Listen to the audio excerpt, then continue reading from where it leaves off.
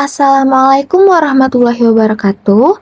Pada hari ini, kami kelompok 2 atau kelompok SPSS akan memaparkan hasil kerja kelompok kami, yaitu mengenai bagaimana cara menggunakan validitas, reliabilitas, tingkat kesukaran soal, dan daya pembeda di SPSS.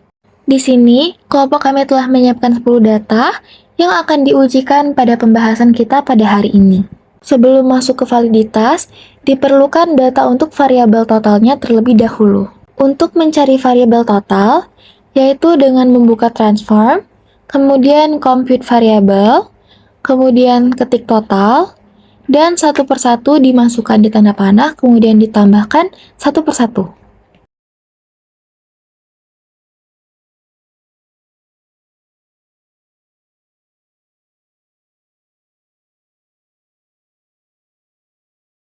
Jika sudah, klik OK. Variabel totalnya sudah berhasil didapatkan. Selanjutnya, untuk memudahkan, masing-masing namanya diubah menjadi P, seperti P1, P2, P3, hingga P10. Pengubahan namanya agar lebih simpel dapat dengan Ctrl F, kemudian find, dan replace dengan apa yang ingin dinamakan. Klik replace all, dan close.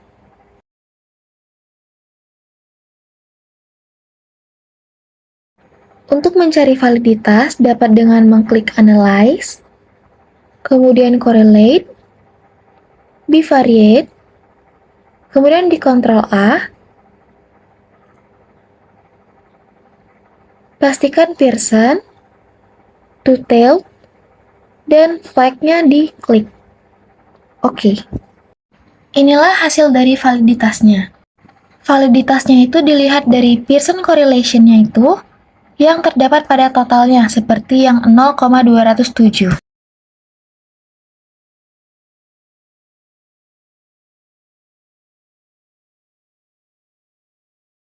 Setelah itu, kita dapat melihat dari R-table. Untuk menentukan valid tidaknya, R-hitung harus lebih besar daripada R-table. Untuk itu, rumus R-table sama dengan N dikurang 2, yang berarti 10 dikurang 2, yang berada pada 0,707 yaitu 8.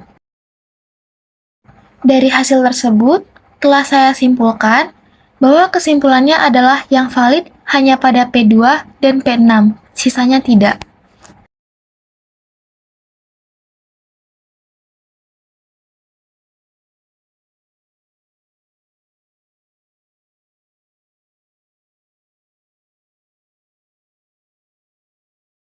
Untuk mencari reliabilitasnya, kita hanya menggunakan data yang valid dari data yang telah kita dapatkan di validitas sebelumnya.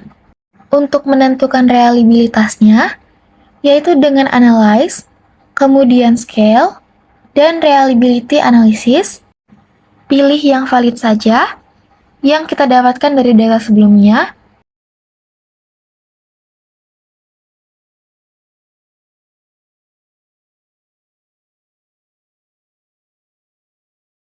yaitu P2 dan P6.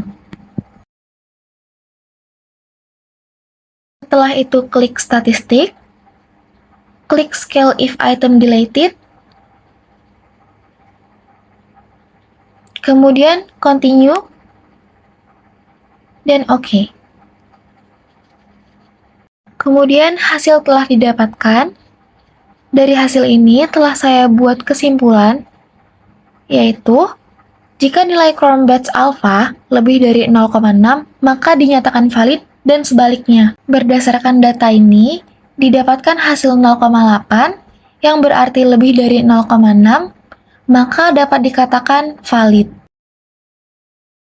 Selanjutnya, menentukan tingkat kesukaran soal, yaitu dengan analyze, kemudian descriptive statistik, frequencies, kemudian kolom variabel, semua, Ctrl A, kecuali total. Kemudian klik statistik, centang min, dan OK. Hasil telah kita dapatkan. Dari hasil ini, terdapat masing-masing keterangannya yang telah saya tuliskan di kesimpulannya. Berikut ini adalah 0 hingga 0,30 dikatakan sukar, 0,31 hingga 0,70 dikatakan sedang, dan 0,71 hingga 1 dikatakan mudah. Berdasarkan hal ini, didapatkan bahwa P3 dan P10 itu dikategorikan mudah dan sisanya adalah sedang. Selanjutnya, untuk menentukan daya pembeda soal, yaitu dengan mengklik Analyze, kemudian Scale, Reliability Analysis, kemudian semuanya dipindahkan ke items kecuali total.